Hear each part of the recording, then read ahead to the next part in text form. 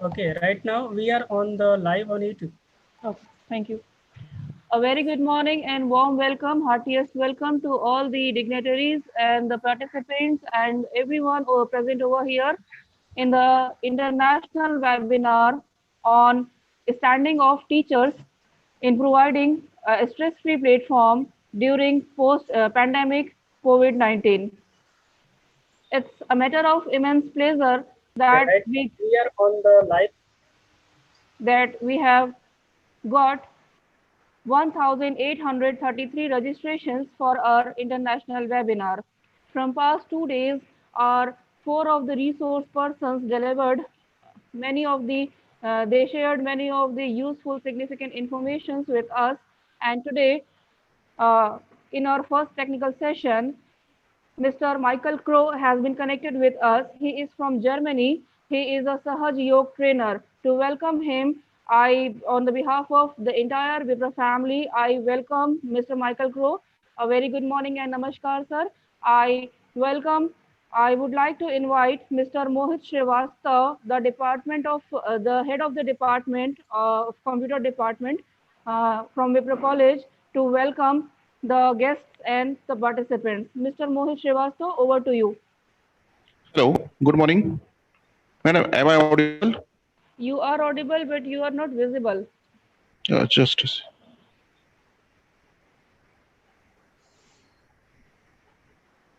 Now it is okay, ma'am? Yes, but the full screen is not visible. The camera is, yes, it is okay now. Yes, it is. Okay, good morning to all participants. Myself, Mohish Srivastava, on behalf of Vipra College, I welcome Michael Kron, sir, from Germany to speak some few words regarding international webinar on standing of teacher in providing a stress-free platform. A very good morning to Michael, sir. Good morning. Thank you. Thank you for having me. Good morning, sir. Namaste. Namaskar. Over to you, sir. Thank you. Thank you, Mohit, sir. I would like to invite Mr. Michael for his presentation. It is a matter of privilege and it is a matter of honor for us, for we Vipra people, for our institute, to have such a renowned and such an eminent personality who is a Sahaj Yoga trainer in Germany. Michael, sir, I invite you with all due respect and honor. Over to you. Thank you very much. So I will start the slides already.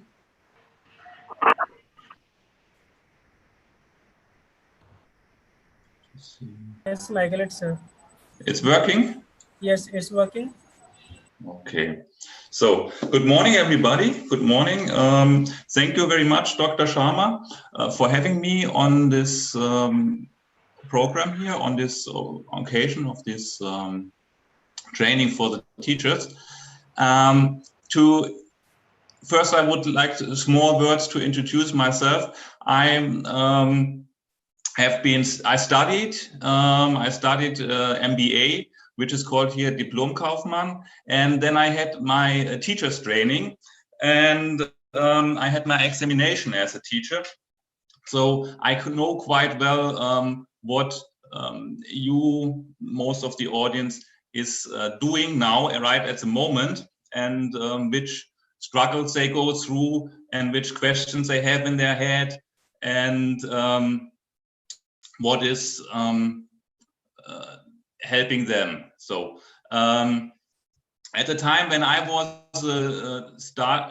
starting as a teacher, I did not know about meditation, but now, since more or less 10 years, I am known to this type of meditation, and I know how helpful it is in our daily life. It's helpful for me, but I also know how helpful meditation is for teachers if they use it as a tool. We go to schools, we talk about meditation, and we show the benefits, and also the teachers and the students, they can have the experience of the meditation when we do like this. And I can tell you it's great help on a personal and on a professional level. So I'd like to give you I want to give you an outline of our session, and we will start what we think about why could meditation be beneficial for teachers and students. And then we look at what is meditation and what makes meditation effective. Practically, then we will have a meditation session, because you have to feel it, you have to experience it, so that you know what I'm talking about. When I tell you about how sweet a strawberry is here in Germany, you can listen, but you will not feel it, yeah? And the same is with meditation. It's a practical thing, and you have to experience it. That's why we put a little practical session inside. And after that, we will have a look at the scientific research effects of the meditation. So, and finally, then we will recapitulate and see how we can use meditation in our personal and professional life. So, and then will be time maybe for question and answers. To start, why could meditation be beneficial for teachers and students? Well, teaching is a noble profession, and many professions, people work with computers, but you are going to work with many individuals, with students, yeah, and where you can guide and influence the future of the generation of your country. And it is a very important and a challenging task for teachers, but you also got a lot of demands on you, and many requests are on the teacher. So you are supposed to motivate the children to learn. You have to make the lessons interesting.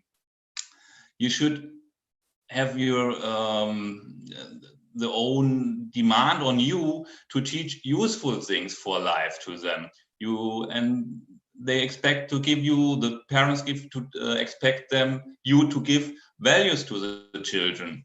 And you also to conduct your lessons and your teachings, you have to hold the discipline. It's a very important factor. And there are other things. You have to meet with colleagues, you have to meet with the principal, then you have to meet with the parents, then maybe you have to represent the school in your community and with the local administration. And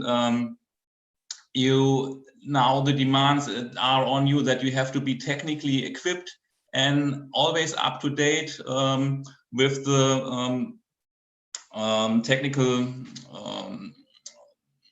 like computers.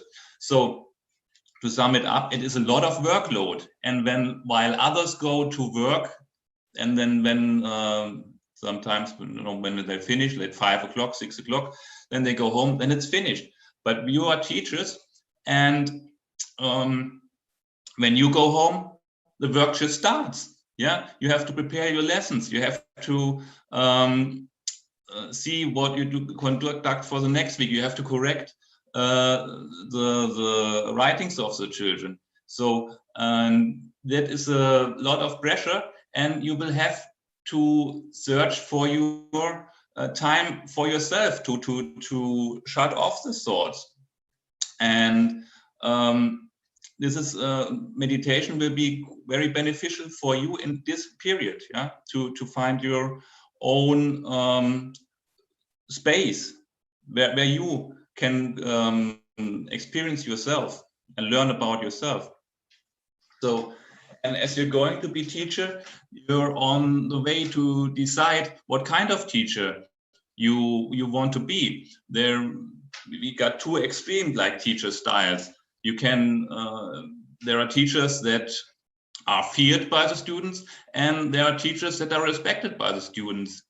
And every academic year you will face about 200 students, and it's your choice or what you can influence if they are against you or for you. If you got them as enemies, as your friends, as you're working with them, like.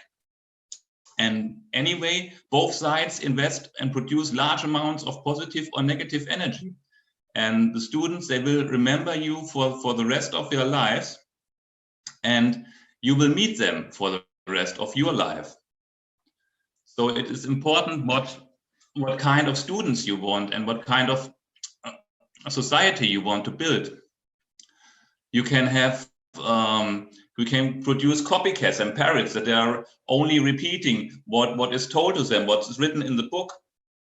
And there's a saying that we cannot go out of this problems that we face now by repeating the thinking that just brought us here to just right into this problem. So, and if we have only students and later society that is not able to think of more and have new creative ideas how to solve a problem, then it will be very difficult.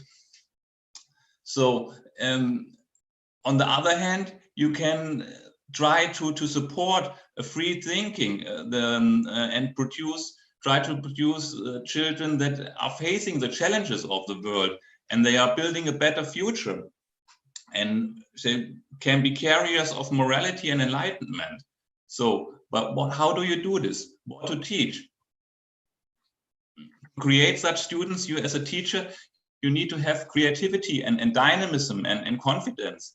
And meditation helps you to develop such qualities and to make you strong, because this fact-based knowledge, when like 100 years back or so, it was the whole knowledge what was known to the people then, you had written in 3 encyclopedia books. But now when you go on Google or on Wikipedia, you find so much information that is impossible to teach every fact.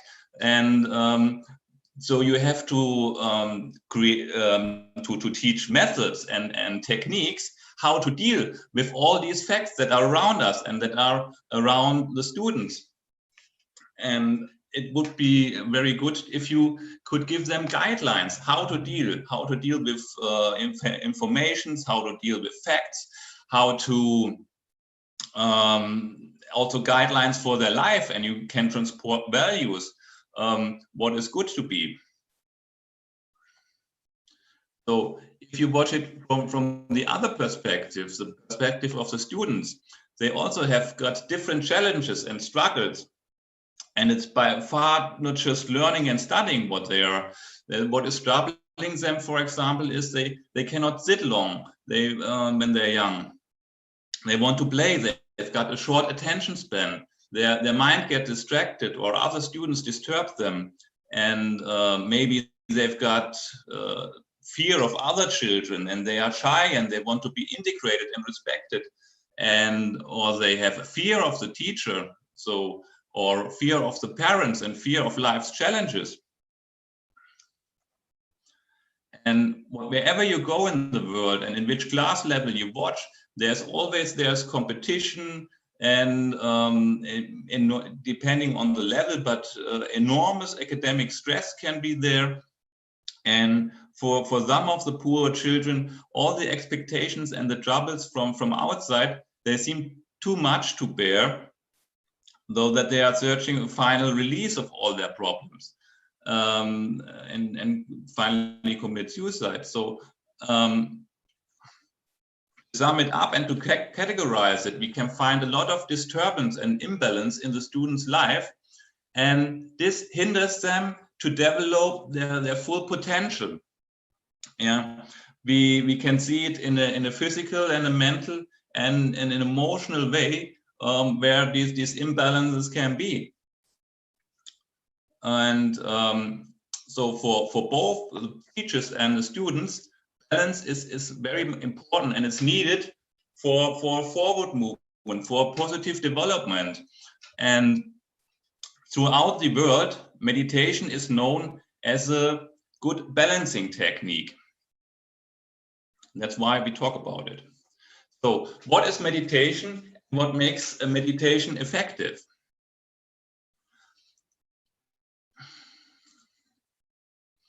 Well, in almost every ancient culture, the technique of meditation was known and practiced, but only a few determined people practiced it and had the knowledge about it. And over the centuries and millennia, knowledge about meditation and yoga has been passed from culture to culture, and like a whispered post about different languages and cultures and epochs, the understanding of yoga and meditation has been distorted.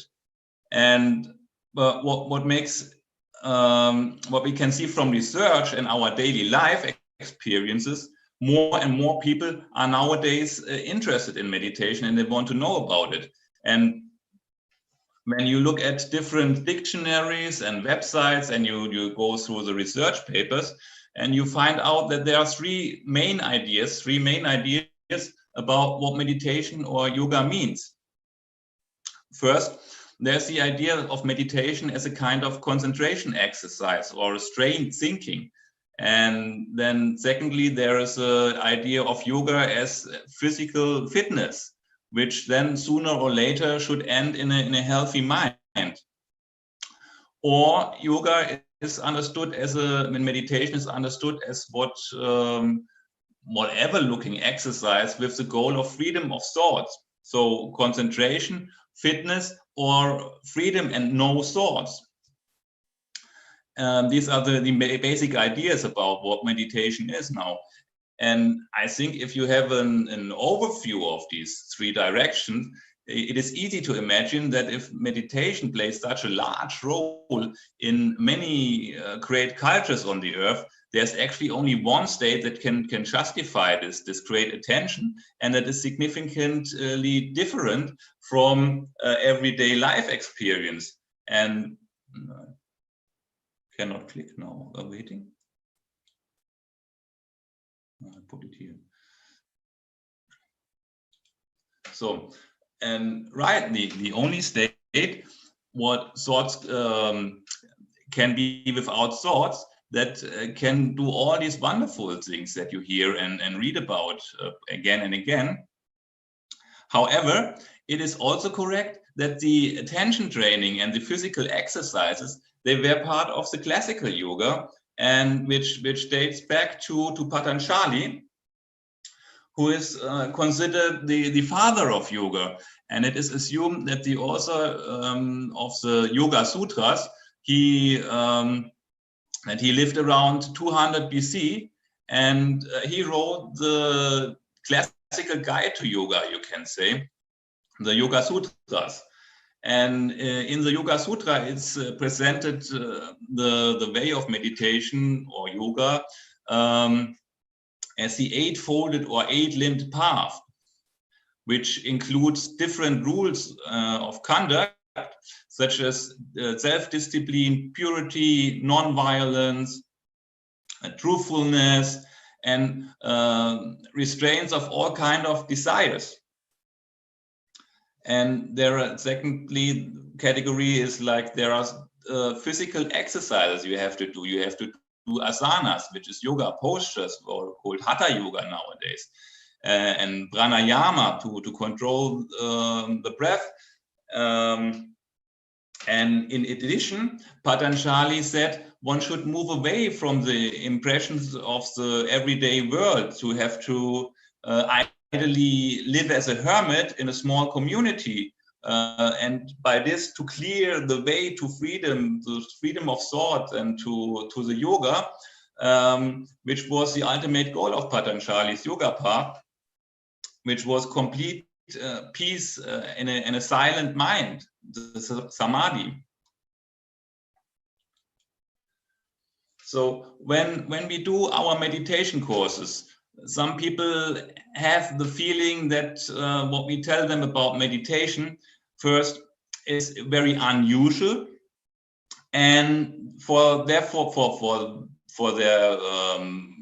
daily life, unusual is different from their daily life, and therefore sometimes it's unbelievable for them. And this is mainly due to the fact that the ancient Eastern perspective differs strongly from what we now have modern or Western perspective. But the object is the same, the person and his energy system. But by the viewing of the different angles, what is found out differs very much, and as well as how to deal.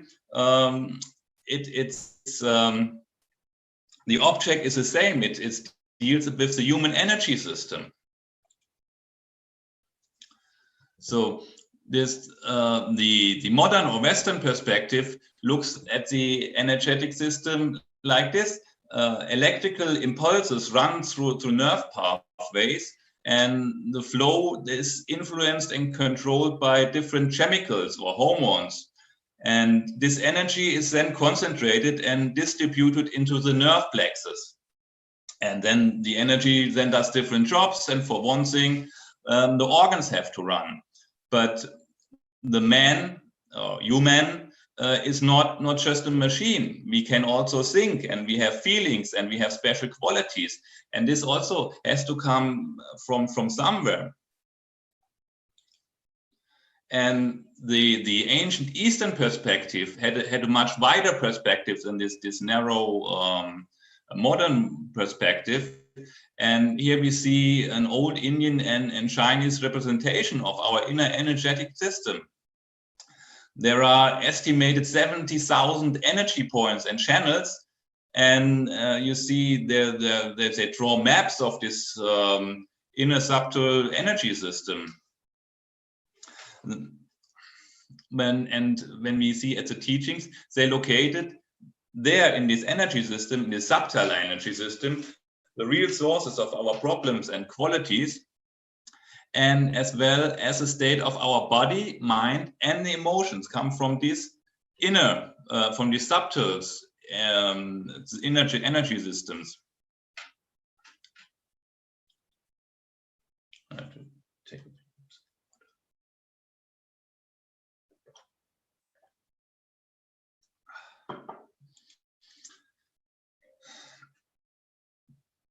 So I already talked very much about it. We will have now the practical meditation session so that you experience what I'm talking about till now and later. It's a special meditation technique that was introduced and brought to us by the founder of Sahaja Yoga Meditation, Sri Mataji Nirmala Devi. And her parents were in the Indian freedoms movement around Mahatma Gandhi, and she lived as a child in the ashram of Mahatma Gandhi. And she has always been, from early stage already, a very spiritual personality, and she impressed also Gandhi very much. And after the independence, she married, she had children, and her husband became a diplomat, and he went to London.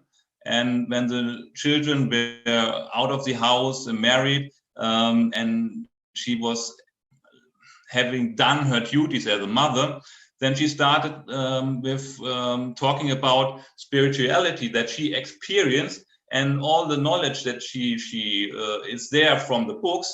She also experienced it. She talked about how the energy subtle system is working, but she had the actualization of it inside herself. She was talking about the real experience, which many of other authors they just copy, but they don't talk about from their own experience.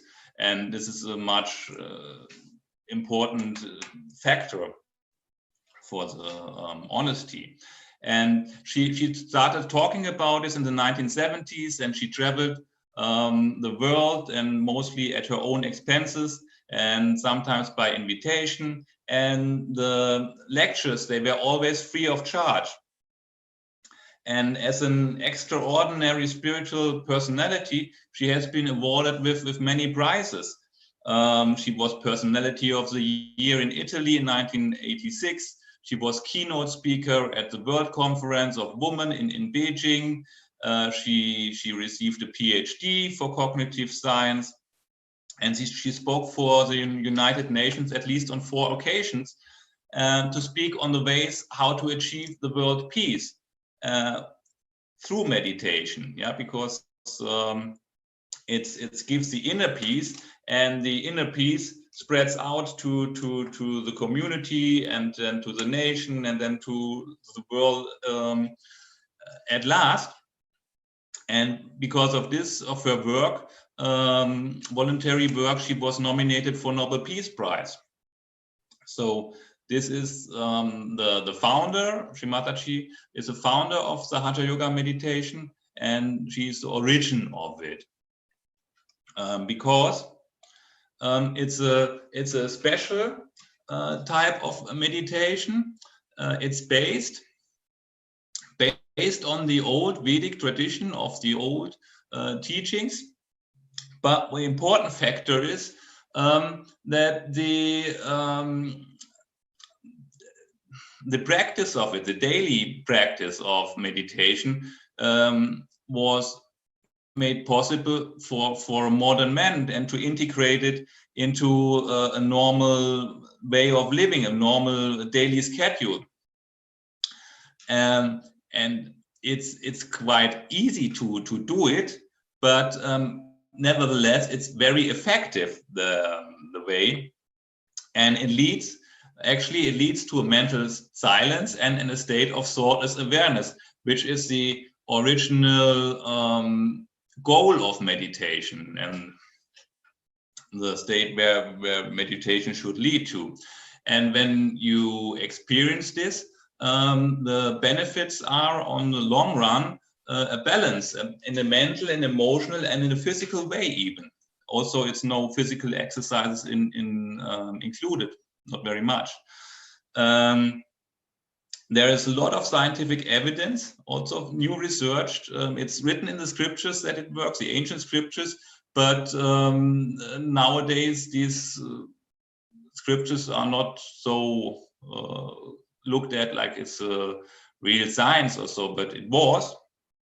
And newest science proves that actually the old teachings about meditation were quite right, and nowadays it's found with state-of-the-art research that exactly what is told there can be proved today. And what is also nice is that it's the Hatha Yoga meditation is a non-profit organization. I work as a volunteer. I'm not paid for this when I do these courses about meditation, and it's good because I'm not dependent on the money for what I get, and I have no interest. My interest is to share the positive experience that I have. I only talk about what I experience and what I know, like many teachers that are my friends and that are working in the school. And when we do these classes in the schools, what the teachers tell me and what the students tell, everything is based on experience, and we want to share this experience, and we want to give it to pass on this knowledge, so that finally the world gets a little bit more enlightened and a little bit more better. Yes. So, as I told you, Sri Mataji, she had a very far-stretched knowledge about meditation and our inner energy system and how it affects us in our daily life. And as a true master, she was able to explain very complicated facts in an easy to understand way. So basically, we have three main channels of our energy system, and they correspond to the sympathetic nervous system and the parasympathetic nervous system when you talk in medical language. But for a better understanding, we don't paint them how they really go, like in twists and turns and over here and over there, but in a more simplifying presentation, like on the plan for a subway or a bus map. And we have 7 main energy centers on the bodily level, they correspond to the nerve plexus. But on a more subtle way, they determine different qualities and abilities and emotions of us. And the better these energy centers are supplied by our inner energy system, the better developed these qualities are in us. And we see on the person is facing us, it's sitting right opposite of us. So on the person's left side, there's a straight blue line, which is called the moon channel, the Ida Nadi. And it transports our emotions and past experiences. And if this channel it's blocked, because maybe there's too much activity there, so this if it's too much, like we say on the left side, it can lead to depressing thoughts or laziness. And on the right of the person, there you can see, which is we can call the highway of thoughts, yeah, and plans for the future. The yellow painted channel, it's called the sun channel or the Pingala Nadi, and it carries all our conscious activities in a positive sense. But if it's overused and too much of right-sided energy can manifest, then this can lead to stress and aggressiveness or egoistic behavior. And on the picture of this person facing us in the middle, there's also a straight path, but that's where we are at least actually. It represents the now, and it's a almost secret unknown path to be in the now, to be in the moment, and to experience the moment. And this is because it's closely connected to a third type of energy that is in most cases, we can call it a dormant energy, and it was described in many ancient scriptures as a motherly energy, because it's a living energy and it knows us like in a good way. A good mother knows exactly what the child needs, and where it has deficits and where it should need some support. And it is said that when this energy is asleep, then it's rolled up like a spiral. And this is what the old Indian Sanskrit name means, Kundalini. It means rolled up. And this energy, this gives us the access to the middle channel and the channel of the present, so that we can leave away what is troubling our mind. There is the thoughts coming from the past when we think of what we have experienced and who has done this, and what did I do there, and the thoughts that come from which go into our future planning.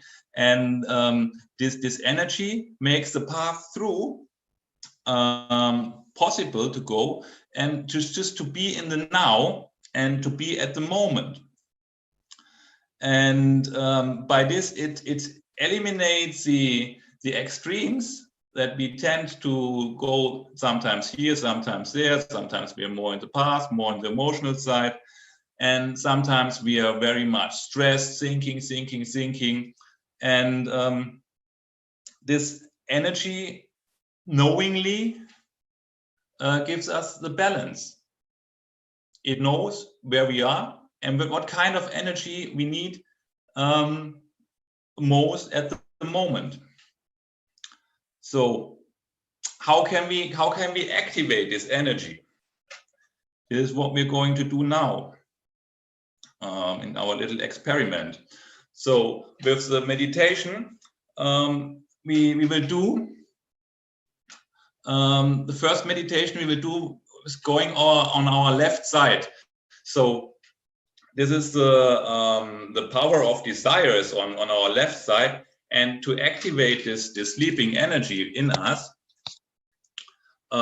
we will take our right hand and we go on these certain energy points there, while our left hand will be lying on the lap, just like in the pictures, all the time. So The steps are shown on the slides, and I will go with you through it, first with your eyes open, and then we will do the meditation, and you can close your eyes. So I said we direct the attention with the right hand, and in addition, we say a sentence that refers to the qualities of that energy point. And taking all this activity together, we support the flow of the energy center where we put our hands and our attention. So it will be helpful if you just follow the instructions exactly like I tell you, without being disturbed at the moment with inner questions, if this is possible, or how shall this work, and how can just a sentence make something with me. To give you an example, like I can move my hand just like this, and I don't have to think very much about it because I'm used to it. I'm used to since my childhood. I know how to coordinate my hands, but to coordinate this inner energy, we are not used to. So we have to put a little bit of efforts into it to until then maybe one day then we just can do it with just without very much effects or very much efforts of it. So, but for the start, for the moment, we have to put quite some kind of efforts to move this energy. Yeah. Later, you can maybe you move it like just your hand. So I'm saying this because it may sound in the beginning for everybody, it sounds like, how can this happen? Just like a scientist, you follow the experiment, and then afterwards you can see if it happens or if not. And I can promise you it works, and it works exactly like this. So all you need is you must have the desire that it works for you, and you want to have this inner energy, this motherly energy in you awakened, so that it starts working, and then we can go on. The steps I wanted to tell you. So we start on the heart, then we go to our, how to do it. You see it on the slides, it's better there, so put the slides there. Then we go to the upper part of our abdomen. We say a sentence there. Then we go into the groin, which is between the abdomen and the thighs. You can just follow now with me, and later we do it with closed eyes. Then we go up here again to the upper part of the abdomen, on the heart. Then we put our hand on the left throat, then on our forehead, then on our back head, and then we put the hand on our top of the head. Therefore, you stretch your fingers and you make it like the palm must be a hard surface, and we put it on our fontanelle bone area, which is, you see in the picture there. It's the you can say the highest part of the head, and then a little bit in front. It's called fontanelle bone area, and it actually was a soft part when we were child. And the name gives you a hint. Fontanelle is like a fontaine, and if it works, we can feel later here some kind of energy, this coming out of the head, just at this point here.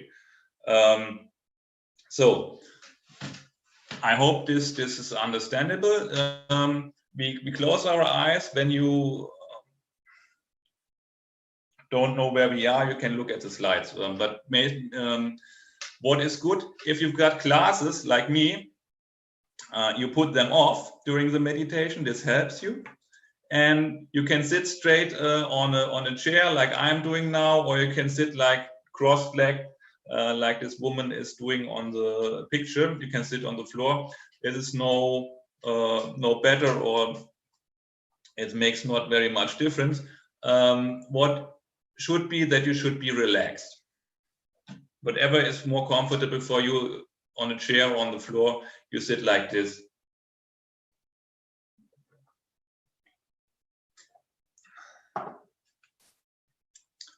So actually, one thing I have to take 1 second.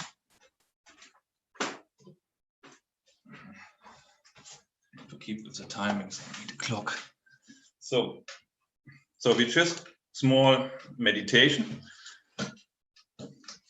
We close our eyes now, and we put our right hand on the heart. Left hand lies open on the laps. We go with our attention into the heart, and we ask ourselves the question, who am I? Am I this body? Am I this mind? Or am I the deepest true self, the spirit? You ask yourself inside 3 times this question. Who am I?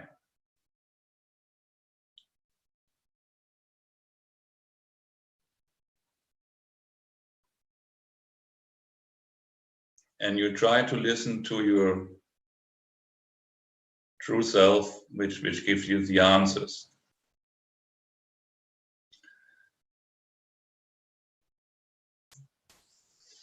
Then we put our right hand on the upper part of the abdomen. We are on the left side of our body.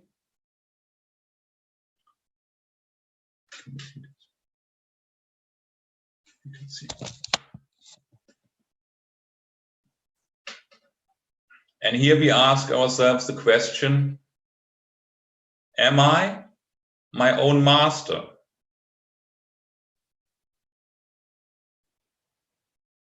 Three times, am I my own master?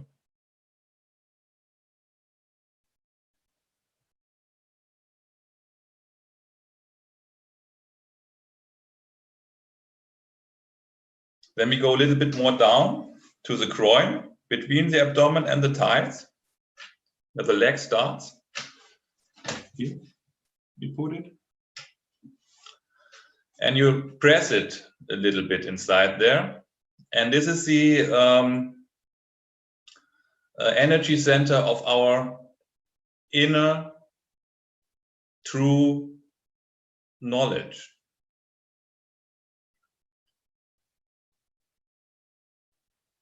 And we ask there, please, motherly energy inside me, please give me access to the true and pure knowledge.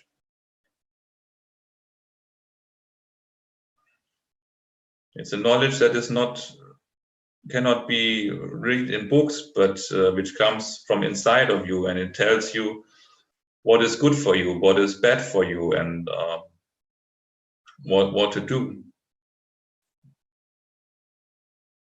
You ask 6 times because there are 6 qualities of this. Mother, please give me pure knowledge. And we start activating by this the energy, the Kundalini energy, which moves into the center and nourishes us.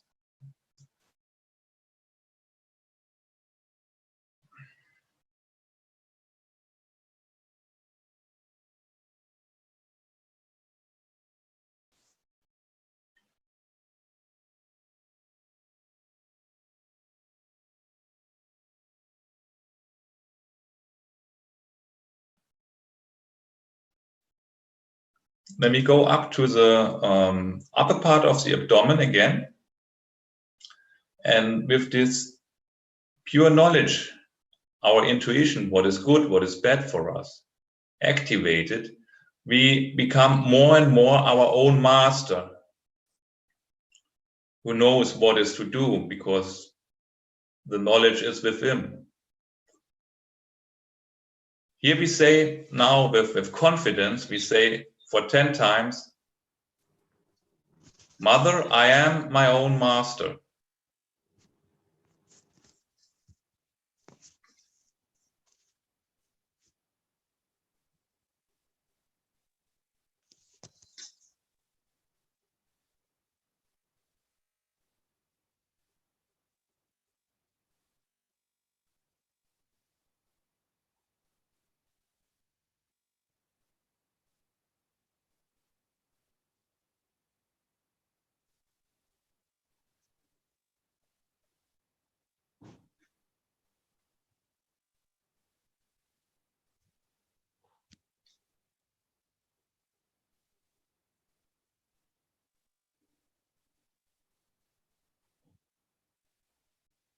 And the more and more we become our own master, the more we come to the core of us, to our true self. And we move the hand back on the heart. And now we can say also with confidence, Mother Kundalini, I am the spirit. I am pure consciousness. I am my true self. I am the spirit. You can say this 12 times with the attention on the heart.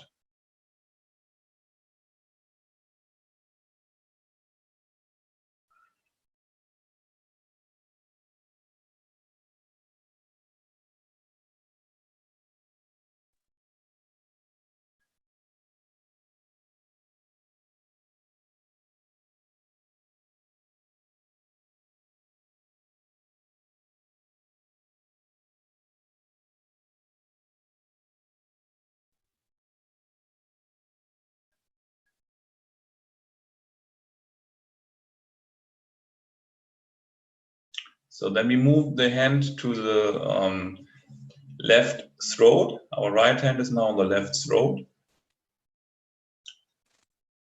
Make sure it's your right hand on your left throat. You can turn your head a little bit to the side.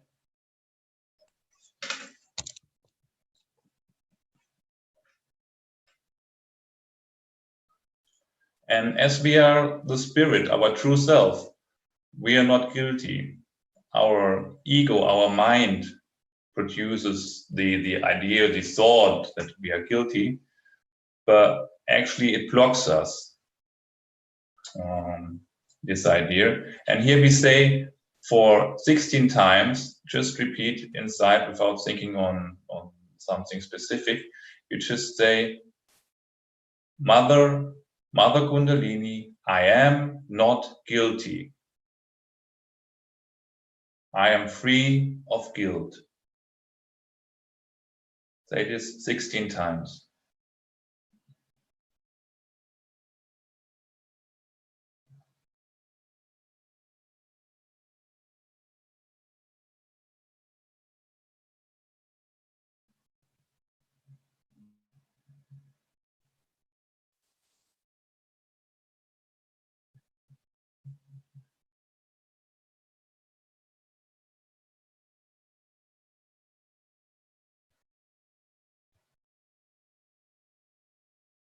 Mother Kundalini, I am not guilty.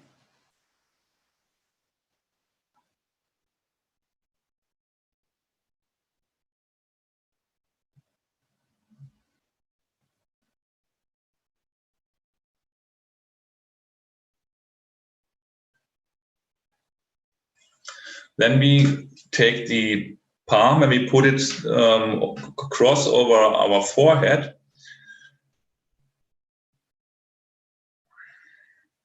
And we can touch the sides a little bit, we can press the sides a little bit with our hand of our forehead. And this is the energy center which opens when we are forgiving. So when we are not forgiving, we block ourselves and we tie ourselves to persons and situations that may have troubled us. But it takes away our energy and it puts our energy into wrong hands.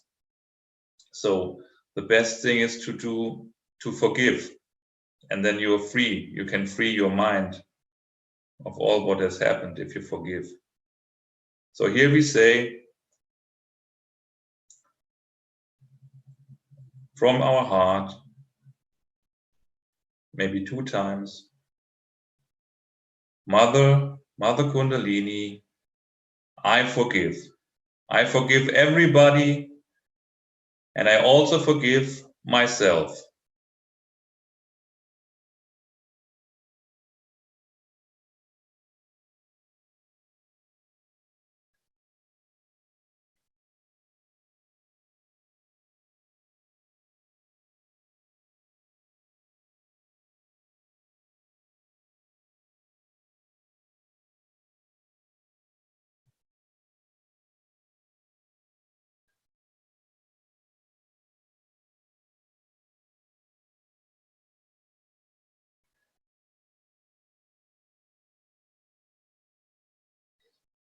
So then we can put our hand on the back of our head,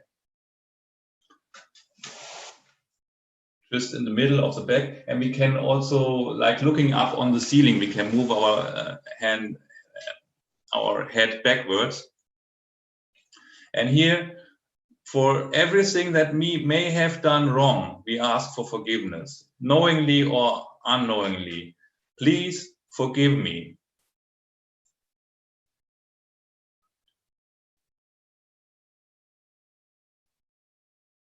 Whatever I may have done wrong, knowingly or unknowingly, please forgive me.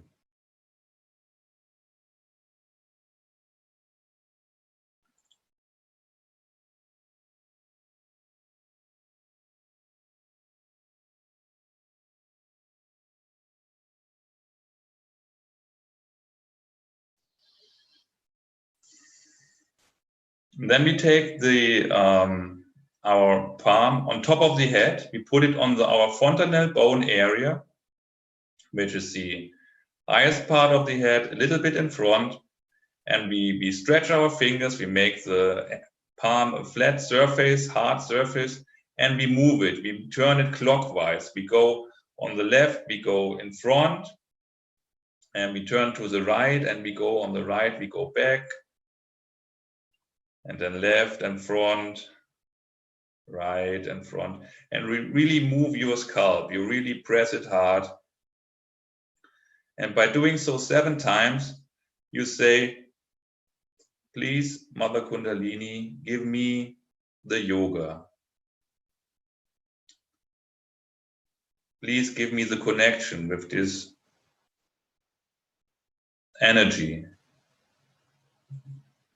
Please remove all my thoughts.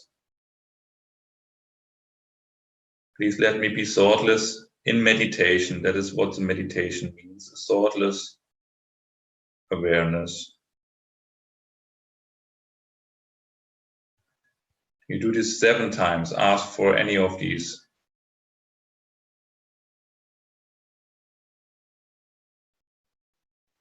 Please, Mother, give me the yoga, the connection. Please free me from all thoughts.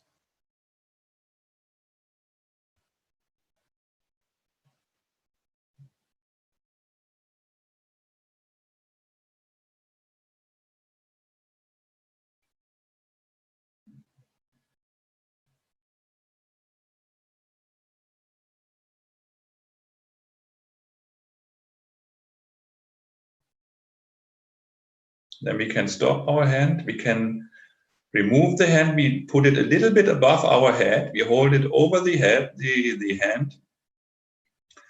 And then we try to sense if we can feel there some sensations. It may be like you can feel like a cold or a warm breeze of air coming there. It may be feel like your hand is heavy and it's like attracted like a magnet, like a electromagnetic force. It can be crippling, it can be pinching. Just feel it, and it can be a little bit higher or a little bit more in front or left. You move your hand above the head. If you can try to feel this.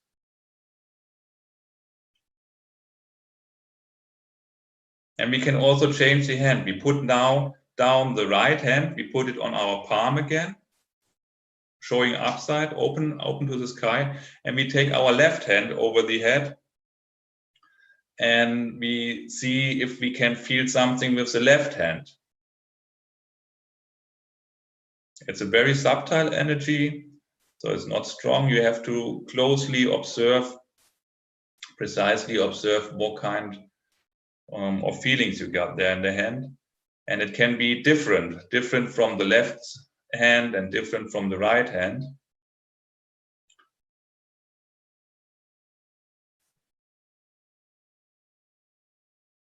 And we can change the hands again to compare it. We take the left hand down and we take up the right hand and put it over the head.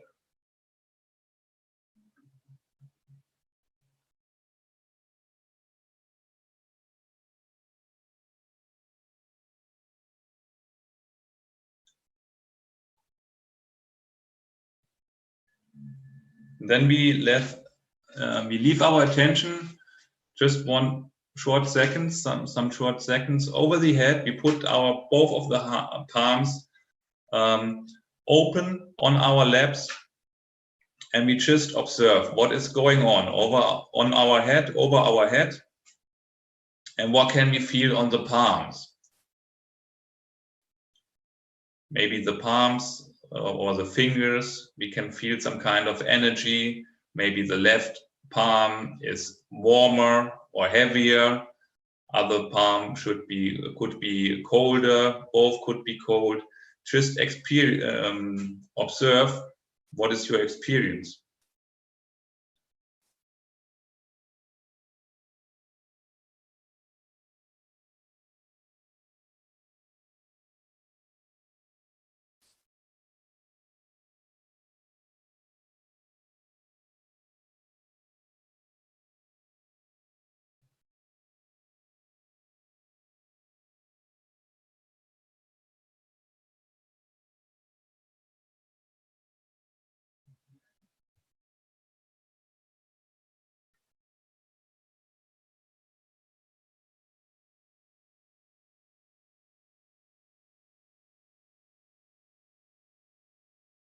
So we can slowly open our eyes again.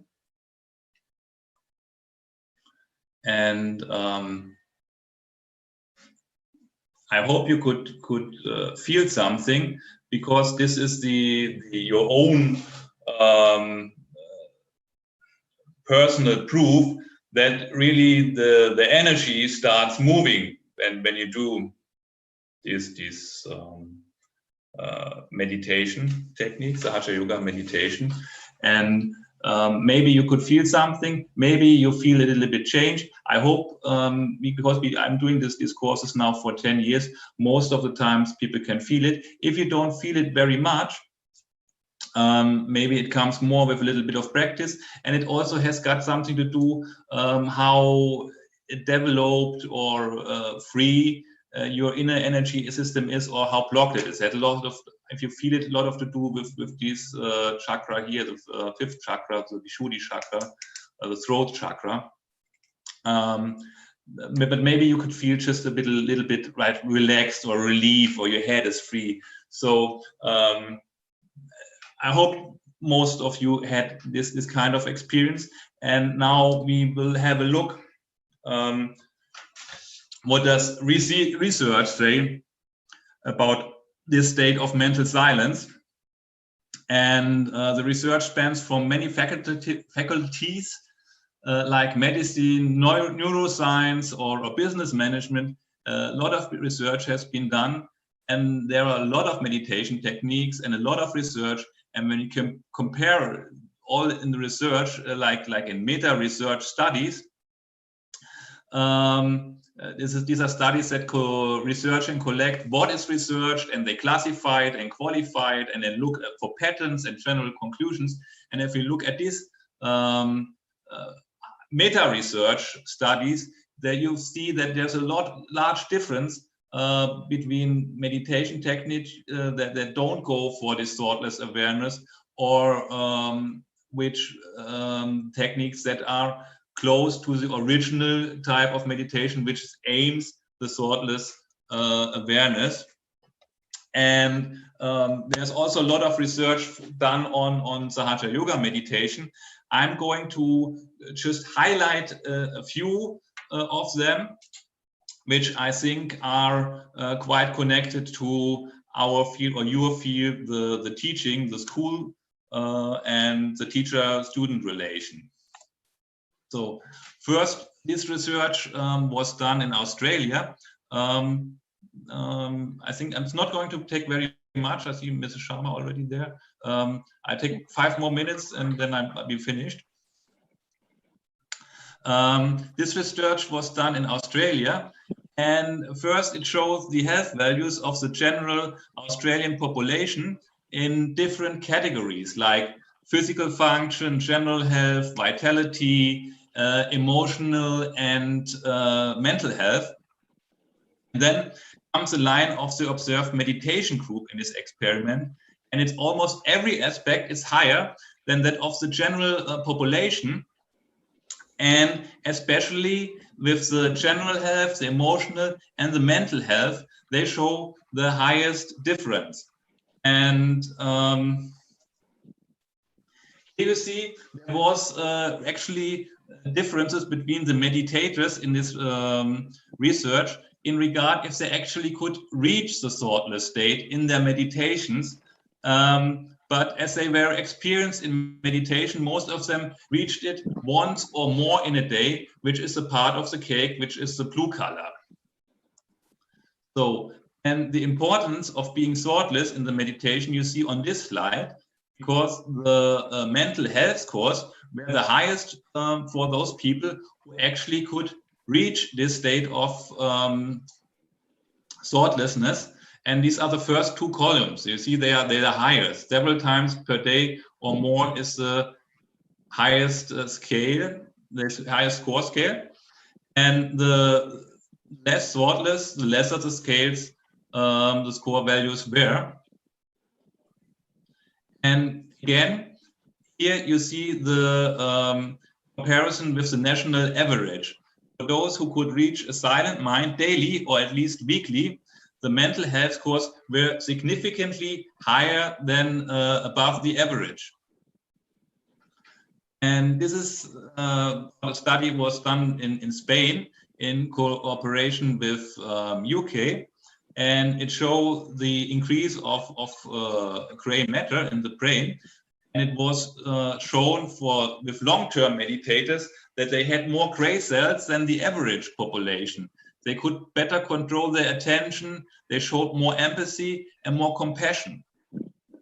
All this was done measured with an MRI scan, which is magnetic resonance imaging, and which makes the activity in several regions of the brain visible.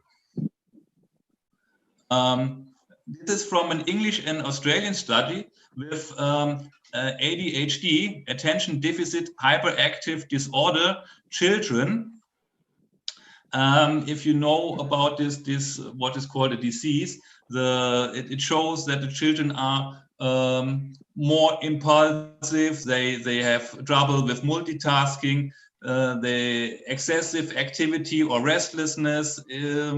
They've got poor planning and a low frustration tolerance. And study compared 26 children with ADHD, and the group shows after 6 weeks of meditation with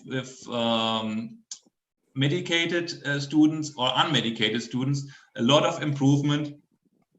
And we see in the green, we see the pre-test values, and the violet are the post-test results. So these ADHD symptoms, they all got very much less, from 22 to 14, just after 6 weeks of meditation. And you can see the unmedicated and medicated group is not very much difference. with meditation or without meditation. And if you're into this topic, you know how harmful these medication can be.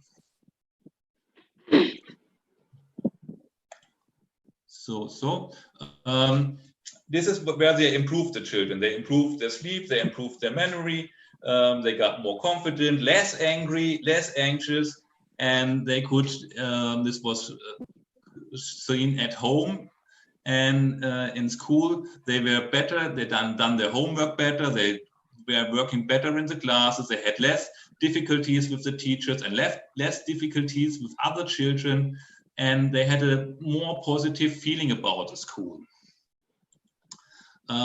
This is a study that was done in Germany with students of at a university of applied science, and at an already very much high level, there was an improvement of the environmental attitude, the anxiety of the students after also this was done for like 8 weeks, kind of meditation exercises. The anxiety of the group decreased by 30%, and there's been positive changes in well-being perspectives like 30%. The work engagement rose about 25%, and the daydreaming of the students was reduced just by this short 6 times, 8 times meditation practice. And when we see all the pre-test scores are all below the post-test scores, that means that through the meditation, every student was gaining something. We have this feedback from the students there. The meditations are simple and easy to do anytime, anywhere, and have a transformational impact. For example, after 50 minutes of meditation, I can say, I feel so relaxed and peaceful. Whenever I have a stressful day at university, I just close my eyes and meditate. And this has an instant impact on my mind and helps me with my thinking process. And other students said, after every meditation, I always feel like I achieved something. After every meditation, I feel very calm, balanced, and more focused. It feels like I get answers to my insecurities, and I'm more open for other opinions or point of views. So this comes to the conclusion. So why should we use this Sahaja Yoga meditation as a teaching tool? So if you know about meditation, it is not only helping you, but you can also let the students benefit from this technique. And it has diverse effects. So stressed people or students, they get calm and relaxed, while on the other side, lethargic people become more energetic by this doing just the same. You don't have to decide to do this or this on this or that student. It just comes out of themselves, of their own energy, and it promotes positiveness, and it gives joy and a more relaxed way that the children behave in the classroom. And a lot of pressure and imbalance, which cause a performance under the possible level, they are removed by a balanced mind and a balanced personality. So what the old scriptures said, meditation, understood as a silent mind, reaches to a state of higher consciousness and a higher state of joyful being. And this is proved by actually by scientific evidences today.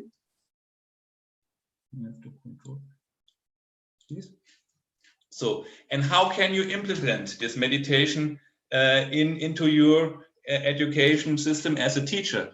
There can be co-curricular activities after the classes, which you can teach the students if you know about it, or by some knowledgeable persons like volunteers like me, who can come to the school and teach the children about this meditation. And the best thing I would say is if you learn about this yourself and you have it in your toolbox. as a professional teacher, what to do, how to deal with the situations. What do I do when the children in the morning, they are too active, yeah, and not listening, yeah, and they want to run around? Or what do I do when they are after lunch, they are lethargic and almost sleeping? So then you can have a short meditation. We say, you stop now, we don't do teaching, no, we don't, we just do small meditation, and to bring us back into the state of mind that we need for the lesson. Or you can conclude it like a ritual. You do it in the mornings or in the after lunch break, meditation sessions. And very easy, you don't have to do it all the time, like that long, like we did it now. You just tell them, you just take your right hand, you pull it up, and then you hold your hand over your head like this, put your attention there, close your eyes and put your attention there, and let them do this 2 minutes, and you will see the change in the students, and what change it makes for your lessons as a teacher and your experience of your profession, yeah, of your everyday work. And as we get it reported from teachers who use this, there's a lot of change, and you wouldn't believe this is the same class that you have before they know anything about meditation, and how they are transformed and how they are changed just after a few sessions, and you see completely change in their behavior. They become more gentle, they become more attentive, they become less distracted, which you see when you do this like in a half year. So thank you very much. This was a session. I don't think I have to overdone it with the time too much. Thank you so much, Mr. Michael. There is a question. First of all, thank you so much. You have just not thrown light on the theoretical aspects of Sahaja Yoga meditation, but you have demonstrated many of the practices and shared your valuable knowledge with us, with our participants. This is really very beneficial, and I can feel the what to say. This will be really very much beneficial in this pandemic period, and this pandemic I can myself I can feel the relief, and I'll definitely start practicing it in my life. And I'm just want to share a question by Mr. Puneet Mishra, who asked a question to you that how meditation help those students who are preparing for competitive exams because they always think about their future. Mr. Puneet Mishra has asked this. So, good question. Good question. Yeah. And we see with students, when they have to learn for their exams, they think they don't have time. Yeah, they have to, every minute they have to study, they have to learn, they have to read, and they remember, and they go repeating. And actually, their mind is overblasted. It's stuck. It's full. Nothing goes more inside. And the best thing, like it's in an old teacher saying, you say you prepare, but a day before your exams, the best thing is to do nothing. You just relax. You get your mind. This is what you reach with meditation, because most of the students, they don't do it. They learn till last minute, and they go in the exam.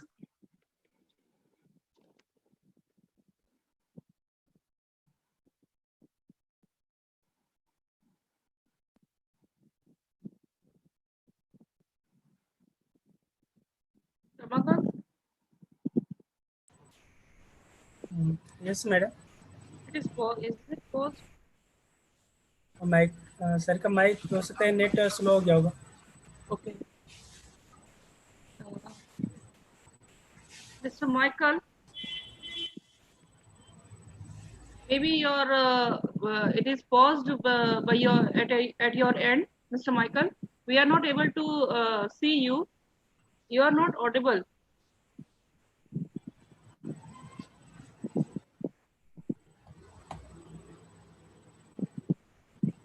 Michael disconnect हो चुके हैं अब स्वतः, maybe due to network problem. I guess he'll be joining within few seconds again.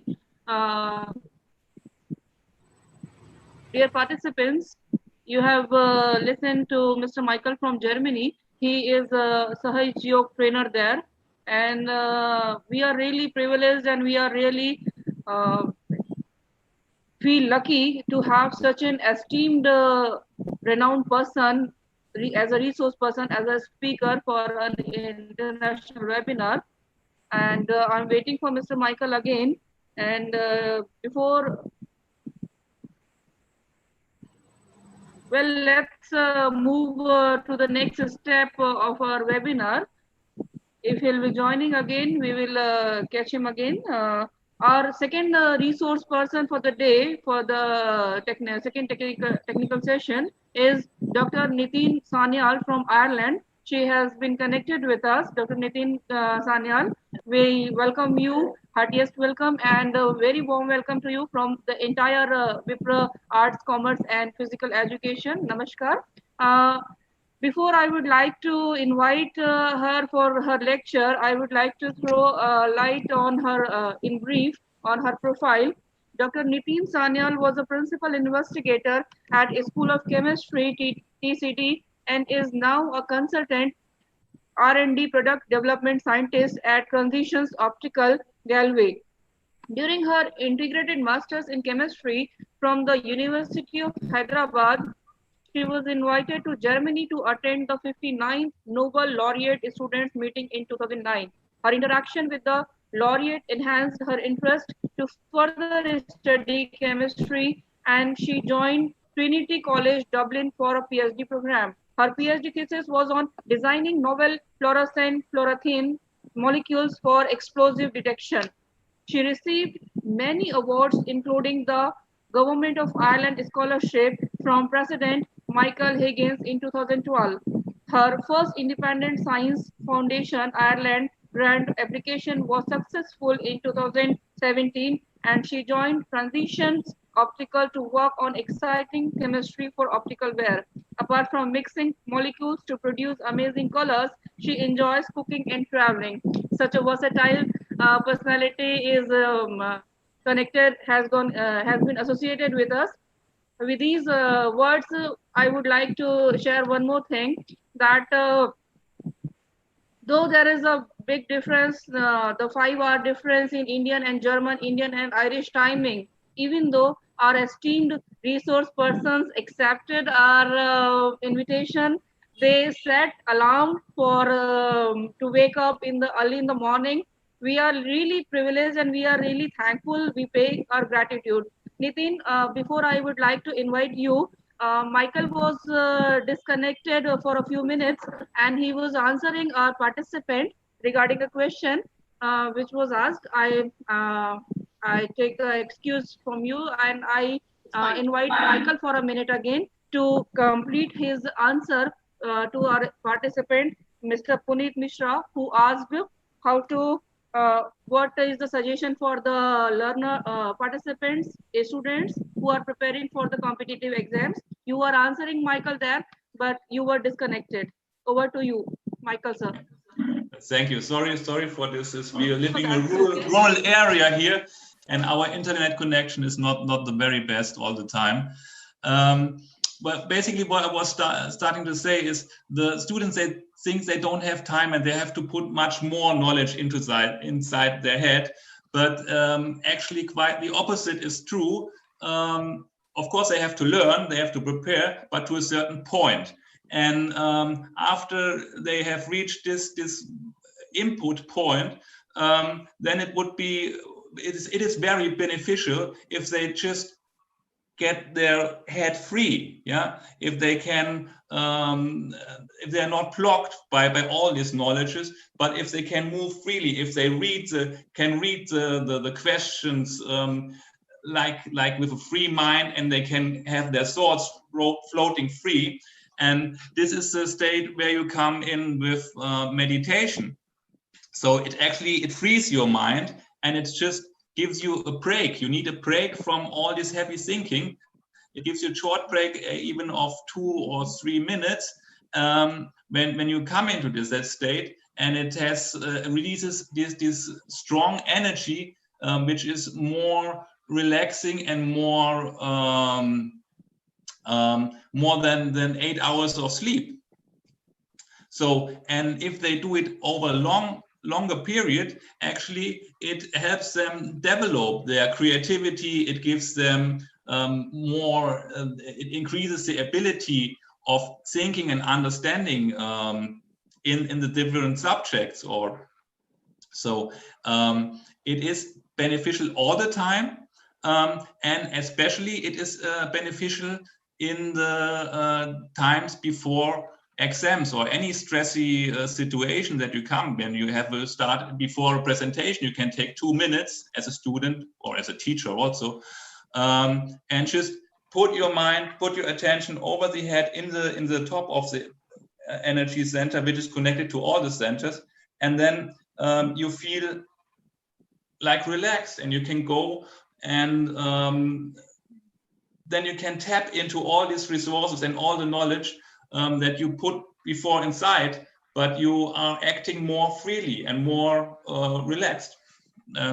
This is, I think it's a very good idea, and we've got the reports from the students who do it, that it's really working.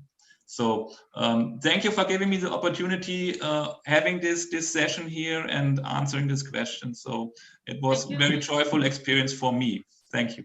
Thank you so much, Michael, sir. You have deeply explained, elaborated the Sahaj Yoga, though you don't understand Hindi, but Sahaj Yoga itself, you elaborated very well, and that is really honor for us, and we pay our deep gratitude to you. Thank you so very much.